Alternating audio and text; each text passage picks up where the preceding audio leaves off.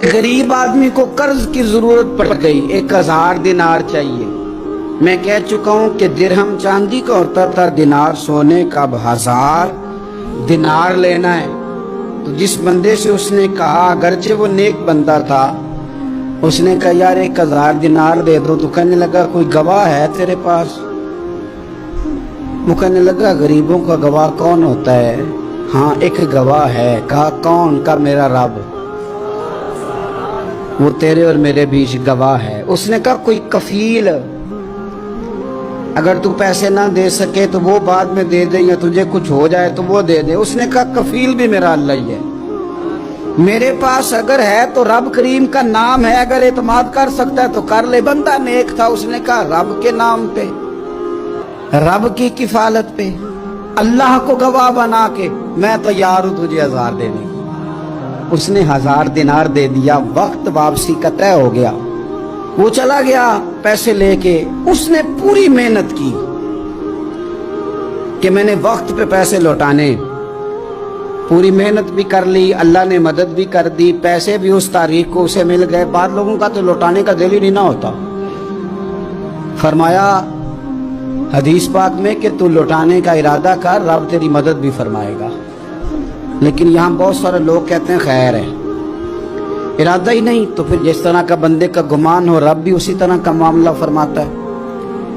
उसने पैसे जमा भी कर लिए और वापस देने को तैयार भी हो गया, लेकिन रास्ता बहरी जहाज का था, कश्ती का था, दरिया के रास्ते वापस आना था। अब वो जब आ गया दरिया के किनारे तो बड़ी कोशिश की, पर वहां उसे कोई कश्ती नहीं मिली।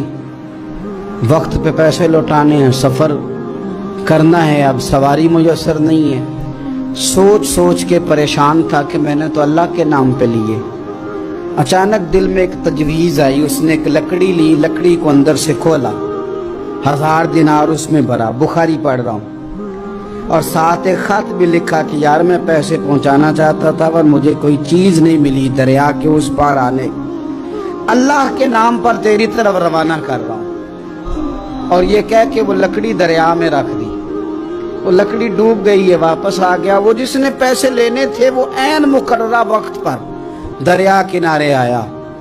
सुबह से सरे शाम तक उसने इंतजार किया। दिल ढलने लगा तो दिल में ख्याल आ गया कि यार नहीं, उसने देने ही नहीं, झूठा वादा कर गया, पहुंचा ही नहीं वक्त पे। अब जब वापस लौटने लगा तो अचानक दरिया में एक लकड़ी तैरती हुई दिखाई दी।